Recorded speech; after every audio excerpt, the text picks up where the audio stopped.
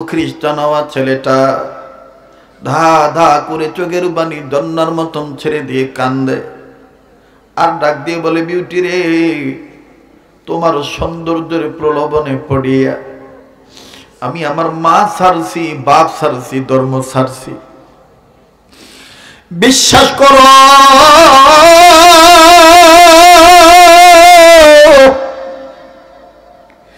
এই কোরআন আমি তোমাকে বিয়ে করার পর হইতে অদ্য পর্যন্ত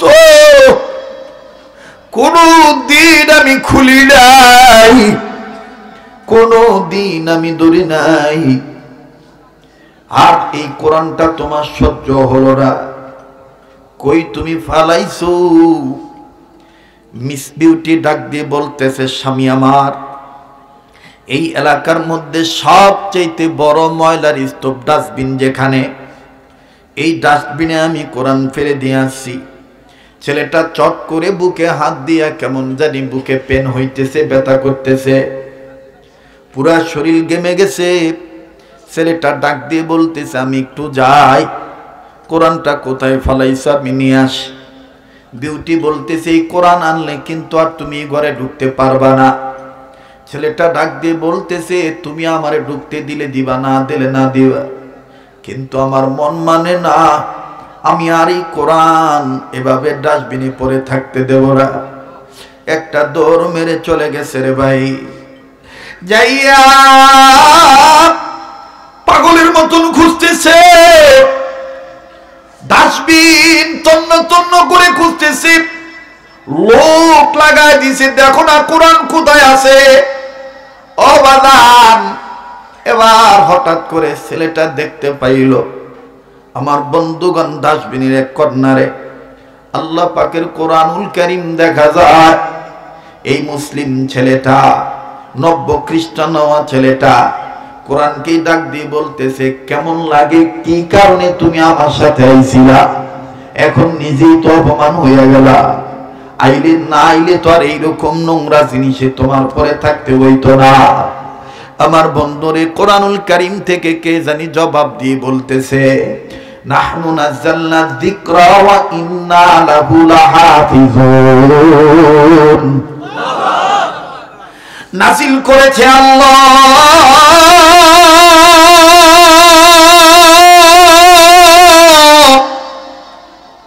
হেফাজত করবেন আল্লাহ। নব্য খ্রিস্টান ছেলেটা এই আওয়াজ শোনার পরে নিজের গায়ে দামি কাপড়, এই দামি কাপড় দিয়ে বানানো যে শার্টটা আছে, এই শার্টটা খুলে ফেলাইল। শার্টটা খুইলা কোরআনকে যখন ধরল, কোরআনের গায়ের ময়লা যখন পরিষ্কার করে দেয়, আর ডেকে ডেকে বলে, তোমার আল্লাহ রে কইয়া দিও, তোমার আল্লাহ যেন আমারে মাফ কইরা দেয়। বাজান রে, কোরআন তখন আল্লাহকে ডাক দিয়ে বলতেছে, আল্লাহ তুমি না বলছিলা ফাফিরু ইলাল্লাহ, তুমি না আমার ভিতরে, আমি কোরআনের পাতার মধ্যে এই কথা এখনো রাইখা দিছ, ফাফিরু ইলাল্লাহ, বান্দা তুই যত বড় গুনাহগার হোস না কেন, আয় আমার দিকে ফিরে আয়, আমার দিকে দৌড় মারলি, ওয়াল্লাহু ইয়াদু ইলাল জান্নাহ ওয়াল মাগফিরা, আমার দিকে দৌড় মারলি আমি তোরে মাফ কইরা জান্নাত দিয়ে দেব। কোরআন ডাক দিয়ে কয়, মাবুদ, এই ছেলে দুনিয়ার সৌন্দর্যের প্রলোভনে পড়িয়া আমি কোরআনকে ছাড়িয়া, তোমার ধর্ম ইসলামকে ছাড়িয়া অঙ্গ প্রত্যঙ্গ জাহের বাতেন ময়লা করে ফেলাইছে। আজকে সেই ছেলেটাই খ্রিস্টান হয়ে যাওয়ার পরেও তোমার কালামে পাককে, কোরআনের পাতাকে সে ফেলে দেয় নাই, নিজের গায়ের দামি কাপড় দিয়া আমার গায়ের ময়লা সাফ করতেছে। আল্লাহ, একটা ডাক দেন না, আল্লাহ আল্লাহ। আমি কোরআন বলতেছি, তুমি জান্নাতি পানি দিয়া, তুমি রব্বে কারীম গফুর গাফফার মাগফিরাতের পানি দিয়া এই ছেলেটার জাহের বাতের ময়লা পরিষ্কার করে দাও না আল্লাহ, দাও না আল্লাহ, দাও না আল্লাহ। আমার বন্ধুগণ, আমার ভাইরা, নাপাক থাকিয়াও যদি নবীর প্রেমে, কোরআনের প্রেমে, আল্লাহর প্রেমে জীবন দেওয়া যায়, আল্লাহ পাক নিজেই কুদরতি পানি দিয়া তাকে গোসল করার জান্নাত দিয়ে দেয়। বাস্তব প্রমাণ আমার বন্ধুগণ হাদিসের মধ্যে পাওয়া যায়। বীর হানজালা রাদিয়াল্লাহু তাআলা আনহা ফরজ গোসল করার জন্য পানির কাছে গিয়েছে। একটা লোকও বাজান এদিক সেদিক তাকাইবেন না। বীর হানজালা রাদিয়াল্লাহু তাআলা আনহু তিনি ফরজ গোসল করার জন্য পানির কাছে গিয়েছেন, শরীর নাপাক, পানি মুখে নিয়েছে কুলি করার জন্য। ঠিক ইন্নি মিনিটে আমার বন্ধুগণ, আমার ভাইরা, কে জানি ডাক দিয়ে বলে শয়তানে মরদুদ, ভাষা প্রয়োগ করে ভদ্র কণ্ঠে বলে কুতিলা মুহাম্মাদুন, মুহাম্মদ নবী দুনিয়া নাই। হানজালা রাদিয়াল্লাহু তাআলা আনহু গোসল না করিয়া যখন শুনলেন আমার নবী মুহাম্মদ দুনিয়ায় নাই, সাহাবী হানজালা একটা দৌড় মেরে বিবির কাছে যায়, ডাক দিয়ে কয়, বিবি রে, আমারে তরবারি দে দে, বিবি বেঁচে থাকলে দেখা হবে দুনিয়ায়, আর না হয় দেখা হবে কিয়ামতের ময়দানে। বিবি ডাক দিয়ে বলতেছে, স্বামী গো, আপনি তো নাপাক, আপনি তো নাপাক, আপনি তরবারি দিয়ে কি করবেন?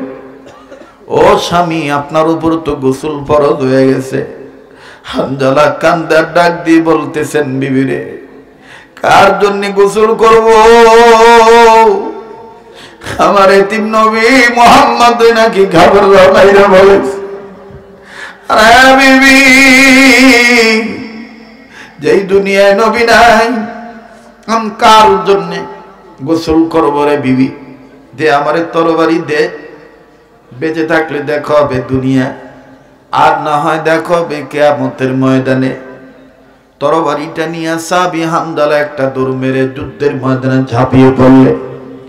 আল্লাহর দয়ায় অনেক কাফের বেঈমানদেরকে, কয়েকটা কাফের বেঈমানদেরকে দুনিয়া থেকে বিদায় দিয়ে জাহান্নামে পাঠিয়ে দিলে। কিছুক্ষণ পরে হানজালার উপরে আক্রমণ আসলো। কাফেরদের আক্রমণে আক্রান্ত হইয়া সাহাবী হানজালা রাদিয়াল্লাহু তাআলা আনহু শহীদ হয়ে গেলেন। যুদ্ধ শেষ হয়ে গেল।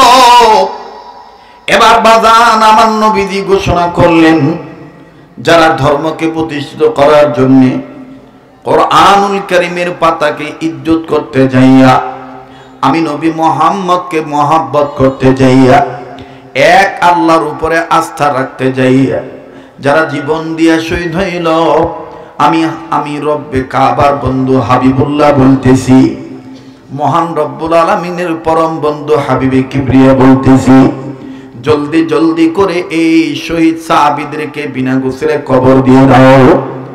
সমস্ত সাহাবীদের লাশ খুঁজে খুঁজে বের করা হলো। ও বাদান, কবর দিয়ে দিবে। ঠিক ইন টাইম বহু দূর থেকে একজন মা আউলা কাছে পাগুলে নিবে, সে চিৎকার দিয়ে ডেকে ডেকে বলতেছেন, নবী গো, সব সাহাবীদেরকে বিনা গোসলে কবর, আমার স্বামী হানজালারে বিনা গোসলে কবর দিয়ে দিবা। আমার স্বামী নাপাক, স্বামীর উপর গোসল ফরজ হয়ে গেছে। নবী আমার ডাক দিয়ে বলল, কেন? ডেকে ডেকে বলতেছেন, নবী গো, আমার স্বামী আমাকে ব্যবহার করেছে, ফরজ গোসল করার জন্য পানির কাছে গিয়েছে, কে জানি বলছে আপনি নবী নাকি দুনিয়ায় নাই। ইয়া রাসূলুল্লাহ, ইয়া হাবিবাল্লাহ, আপনার মহব্বতে পড়ি আমার স্বামী আর গোসল করেন নাই, নাপাক শরীর নিয়ে যুদ্ধ করিয়া শহীদ হয়ে গেছে। তাই বলি আমার স্বামীর বিনা গোসলে কবর দিয়েন না গো নবীজি।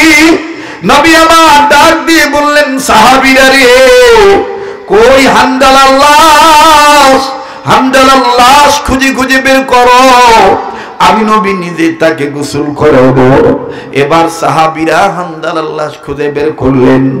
একজন সাহাবী দৌড়াইসা কান্দার ডাক দিয়ে কয়, নবী গো, হানজালার শরীর ভিজা, হানজালার চুল ভিজা, দাড়ি ভিজা, মনে হইতেছে কে জানি হানজালার নগদ গোসল করা পাঠাইছে। জমিনে টপ টপ করে তার শরীর থেকে পানির ফোঁটাগুলি পড়তেছে। নবীজি কাছে যায় দেখে সত্যই হানজালার শরীর ভিজা। নবীজি আসমানের দিকে তাকাইলেন, কে কে গোসল করে দিল? আমার আল্লাহ ডাক দিয়ে বললেন, নবীজি গো, যেই হানজালা আমি আপনি নবীর মহব্বতে পড়িয়া আমি আল্লাহর ধর্মকে প্রতিষ্ঠিত করতে যাইয়া গোসলের কথা বইলে যে জীবন দিয়া শহীদ হইতে পারলো, আমি এই আল্লাহ এই হানজালারে আসমানের উপরে উঠাইয়া জান্নাতের পানি দিয়া ফেরেশতাদের মাধ্যমে গোসল করে আপনার কাছে পাঠিয়ে দিলাম। বাজান রে, এবার এই লোকটা মিস বিউটির স্বামী কোরআন শরীফ সুন্দর করে মুছে পরিষ্কার করে উন্নত মানের পারফিউম ব্যবহার করে কোরআন শরীফটা দামি কাপড় দিয়ে পেঁচাইয়া বুকে ধরিয়া বিউটির কাছে যায় যখন দাঁড়াইল, বিউটি বলতেছে, খবরদার তুমি আর এক পা আগাইবা না। বাপমা বলেছে হয় এই বাড়িতে কোরআন থাকবে, নাইলে তুমি থাকবা। আমার ভাইরা, মুসলিম থেকে খ্রিস্টান হওয়া ছেলেটা চোখের পানি ছেড়ে দিয়ে বলে, তুমি তোমার বাপমার কথা শুনে যেহেতু আমাকে ভালোবাসো, তাইলে তুমি শুনে নাও, যেই বাইবেল ধরে তোমার বাপকে সাক্ষী রেখে কোরআন ছেড়ে দিয়েছিলাম, এই কোরআন বুকে নিয়ে তোমাকে সাক্ষী রেখে বলে দিচ্ছি, আমি আর খ্রিস্টান থাকবো না, আমি মুসলমান হয়ে গেলাম।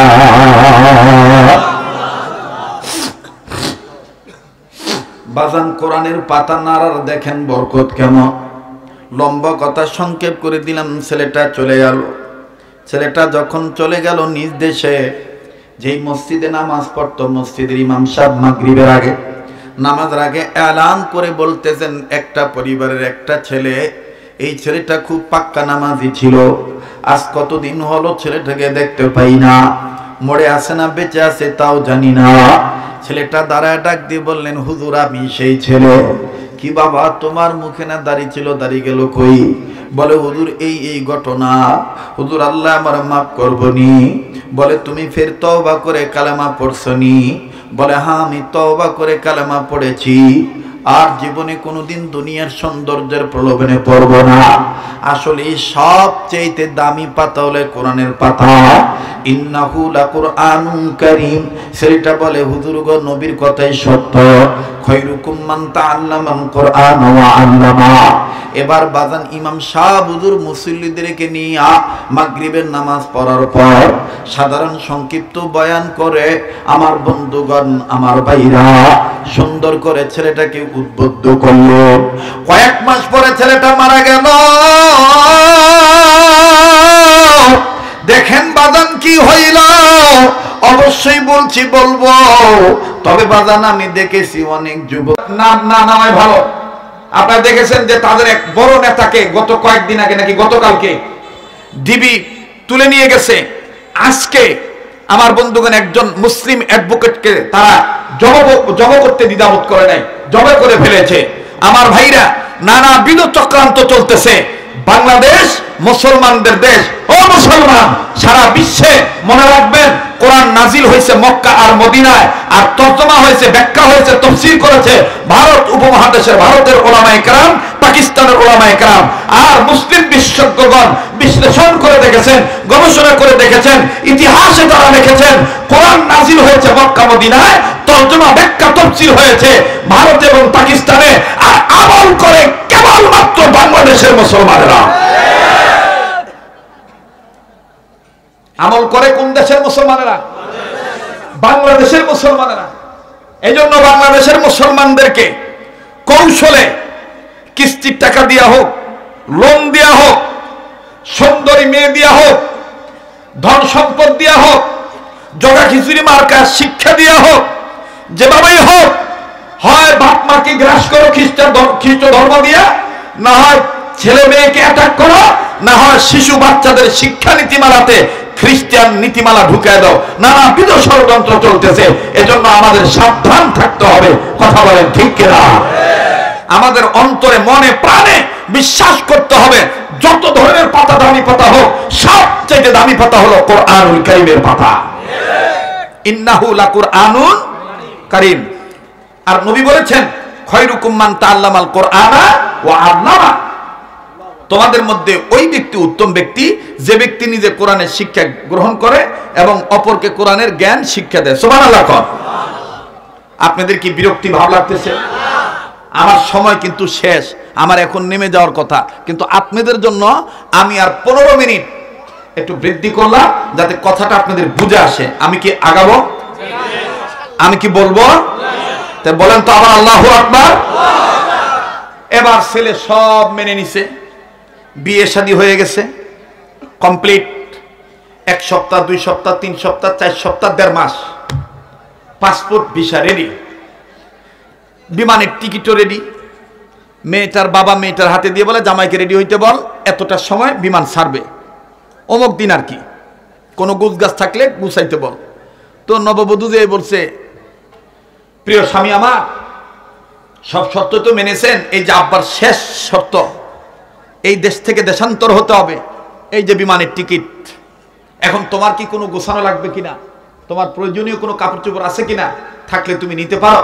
আমার জানা মতে তুমি বেচালার ছিলা, একটা মেটে ছিলা, তোমার গ্রামের বাড়ি অনেক দূরে, ওই রুমে তুমি অনেক দিন যাও না, ওই রুমে তোমার কোনো প্রয়োজনীয় কোনো জিনিস আছে কিনা, সরঞ্জামাদি আছে কিনা, নিয়ে আসতে পারো। ছেলেটা বলল, ঠিক আছে, অবশ্যই আমার একটু যেতে হবে রুমে, আমার রুমের ভিতরে আমার কিছু প্রয়োজনীয় কাগজপত্র আছে এবং জামা কাপড়ও আছে, নিয়ে আসো, দেরি করবা না, যাইবা আইবা। ছেলে চলে গেছে। ছেলে যাইয়া রুম খুলছে, অনেকদিন পর রুম খুলছে, খুলে দেখে এলোমেলো অনেক কিছুই, তার অনেক মনে ছিল না, কাপড় চোপড় যা আছে নিচে গুছাইছে। নেওয়ার পরে দক্ষিণ পশ্চিম কর্নারে এই ছেলে প্রতিদিন ফজর নামাজ পড়ে যে কোরআন তেলাওয়াত করত, যে কোরআনের পাতাটা নাড়াচাড়া করত, এই 30 পারা কোরআন শরীফের একটা কপি দক্ষিণ পশ্চিম কর্নারে কাপড় দিয়ে ঢাকা। এই ছেলেটা মনের অজান্তে ওই কাপড়টা সরাইছে মতনই ওই কোরআনটা দেখে ফেলছে। এখন কোরআন দেখেই ছেলেটা মনের অজান্তেই চোখের পানি ছেড়ে দিয়ে কাঁদতেছে আর বলতেছে, আমার দিক তাকিয়ে থেকে লাভ নাই, আমি তো নাপাক হয়ে গেছি চিরতরে, আমি তোমাকে আর ধরতেও পারবো না, পড়তেও পারবো না, মানতেও পারবো না, দেখতেও পারবো না, এরকম বলতেছে। আমি নাপাক হয়ে গেছি, আমি বেঈমান, আমি খ্রিস্টান হয়ে গেছি। এই ছেলে এভাবে বলতেছে, আর কোরআন যেখানে আছে সেখান থেকে আল্লাহর কুদরতি জবানের একটা পাওয়ারি আওয়াজ আসতেছে, লা তাকুনাতু মির রাহমাতিল্লাহ, লা তাকুনাতু মির রাহমাতিল্লাহ, আল্লাহর রহমত থেকে নিরাশ হও না। এখন এই ছেলে বলতেছে যে, কে দিল এই আওয়াজটা, কে দিল, কোথা থেকে আসলো। আবার আওয়াজ আসতেছে, গফুরুর রহিম, গফুরুর রহিম, গফুরুর রহিম, গফুরুর রহিম, এভাবে আওয়াজ আসতেছে। এই ছেলে বলতেছে, আচ্ছা বুঝছি, অনেকদিন পড়েছি তো, আমাকে একা যেতে দিতে চাচ্ছ না, তুমি আমার সাথে যেতে চাচ্ছ তাই না, কিন্তু আমি তো তোমাকে পড়তে পারবো না। আচ্ছা ঠিক আছে, আমি বিউটিকে ম্যানেজ করে নেব, বিউটিকে বুঝতেই দিব না যে আমার সাথে কোরআন নিচ্ছি। আমার ভাইরা, আমার বন্ধুগণ, কোরআন, এই ছেলেটা ইচ্ছার বিরুদ্ধ হইল, কোরআনের মায়ায় পড়ে কোরআনকে রেখে যেতে পারলেন না। কোরআনকে মোটা কাপড় হাতে দিয়া সুন্দর করে কোরআনটা নিলেন, নিয়ে ব্যাগের ভিতর নিছে, লুকায় নিছে যাতে বিউটি না বুঝে। চলে গেছে বিদেশে। কষ্ট হচ্ছে আপনাদের? বিদেশে চলে গেছে। বিদেশে যাওয়ার পরে তার চাকরি তো আগে থেকে রেডি, খ্রিস্টীয় মিশনারিতে সে চাকরি করবে, তার দক্ষতা ভালো, অভিজ্ঞতা ভালো, যোগ্যতা ভালো, সে চাকরি করতেছে। কিন্তু কোরআন শরীফ কোথায় রাখবে? ছেলেটা মনে মনে সিদ্ধান্ত নিল যে আমার তো ড্রেসআপের জায়গা এবং মেকআপের জায়গা একটা আলাদা আছে। আলমারির কর্নারে আমি কোরআনটাকে রেখে দেব, বিউটি বুঝবেই না। প্রতিদিন ডিউটিতে যাওয়ার সময় এক নজর কোরআনটাকে দেখব, দেখতে তো আর অপরাধ নাই। আর অফিস থেকে আসার পরও শার্ট বোতাম খোলার সময়ও, ড্রেস চেঞ্জ করার সময় আমি এক নজর দেখব, দেখতে তো আর মানে সমস্যা নাই, মুশকিল নাই, কোনো সমস্যা হবে না। এই নিয়তে ছেলে প্রতিদিন সকালে যাওয়ার সময় এক নজর খালি কোরআনটা দেখে যায়, আসার পরে আবার কোরআন দেখে যায়, কোরআন দেখে যায়, আইসাও কোরআন দেখে। আমার বন্ধুগণ, আমার ভাইরা, দেখতে দেখতে যাইতে যাইতে সময় চলে গেল 6 মাস। 7 মাসের সময় এই নব্য খ্রিস্টান হওয়া ছেলেটা, আমার বন্ধুগণ, আসতে একদিন ওভারটাইম অনেক সময় অফিসে থাকতে হবে। ওই দিন আবার বিউটি মনোনিবেশ করেছেন তার ঘরের ময়লা বালি ধুলাবালি যা আছে প্রত্যেকটা রুম পরিষ্কার পরিচ্ছন্ন করতে হবে। কাজের বুয়া গৃহ পরিকা যিনি আছেন, এই গৃহ পরিচারিকাকে ডাক দিয়া বলতেছেন, ঘরের কোনা কাঞ্চিতে যেখানে যা আছে সব বের করে পরিষ্কার করবা। আরে বন্ধু,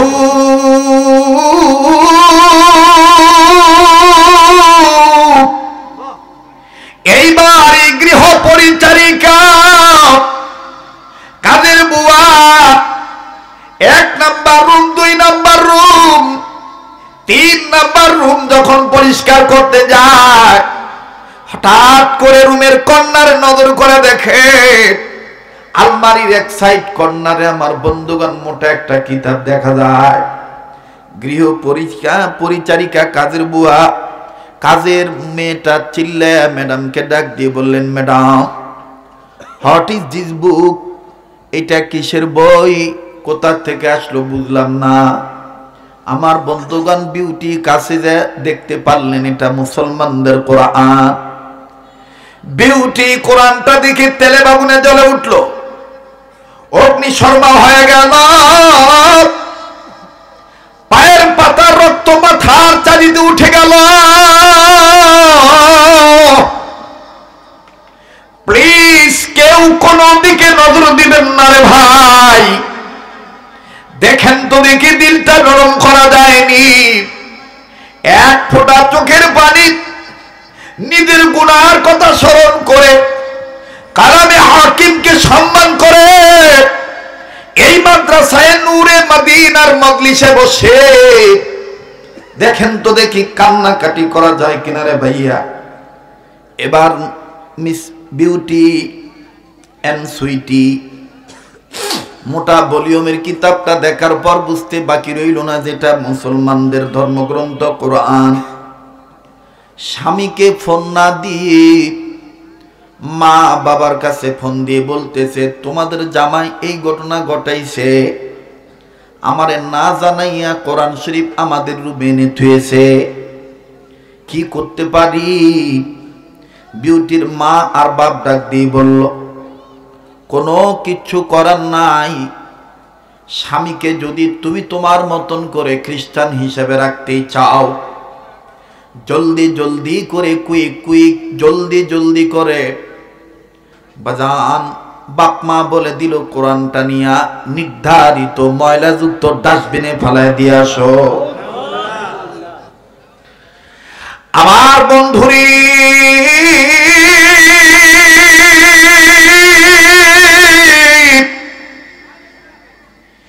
মিস বিউটি আমার আপনার অন্তরের কিতাব কোরআনুল কারীমকে নিয়া অর্থ করি, টাকা পয়সা খরচ করিয়া ডাস্টবিনে ফেলে দিল, ময়লা জায়গায় ফেলে দিল। আমার বন্ধুরে, এবার নব্য খ্রিস্টান আমার ছেলেটার বাড়িতে আসলো প্রতিদিনের ন্যায়। আমার বন্ধুগণ, আমার ভাইরা, যখন জামা খুলতে যাবে, শার্টের কলার উপরে যে টাই আছে টাইটা যখন ঢিলা করবে, ঢিলা করা অবস্থায় ওই কর্নারে নজর করে দেখতেছি, দেখি তো কোরআনটা প্রতিদিনের ন্যায় পর্দা উঠে দেখে পর্দা আছে, জায়গা আছে, কোরআনুল কারীমটা সেখানে নাই। কলিজার মধ্যে চিপ মারল। নব্য খ্রিস্টান ছেলেটা মিস বিউটিকে ডাক দিয়ে বলতেছে, বিউটি,